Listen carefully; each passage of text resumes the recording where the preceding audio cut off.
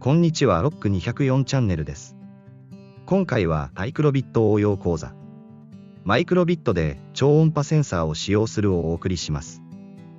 今回の動画の内容は、マイクロビットに超音波センサー HCSR04 を接続し拡張機能ソナーを使用しプログラムを作成しました。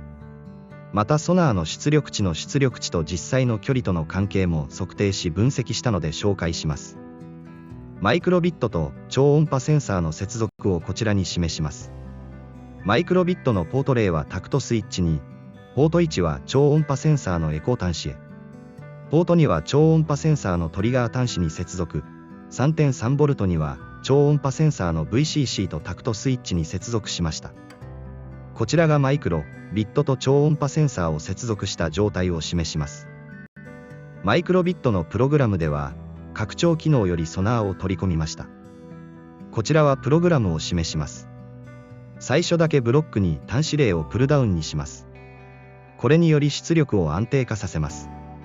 そしてシリアル通信1行書き出しで、文字を出力しコンソールが使用できるようにしました。またボタン B では、センサーの値を再表示するよう設定を行いました。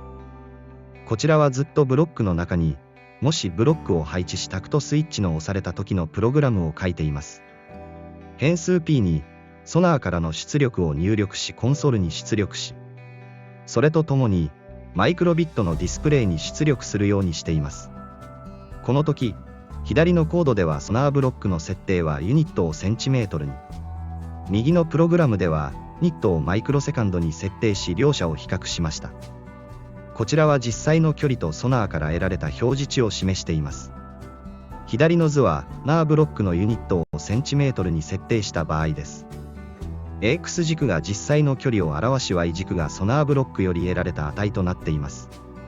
右の図はソナーブロックのユニットをマイクロセカンドに合わせた場合の出力を示しています。両者を比較すると右の図の方が滑らかな勾配を示しています。左の図では階段状に値が変化していることがわかります。重決定係数も右のマイクロセカンドで設定した方がより回帰直線にフィットした値となっていることがわかりました。今回はマイクロビットに超音波センサー HCSR04 を接続し、拡張機能ソナーを使用し、ソナーの出力値と実際の距離との関係も測定したので分析してみました。ソナーの出力値は、ユニットのパラメータをセンチメートルにするよりマイクロセカンドに設定した方が精度の高い測定値が得られることが分かりました。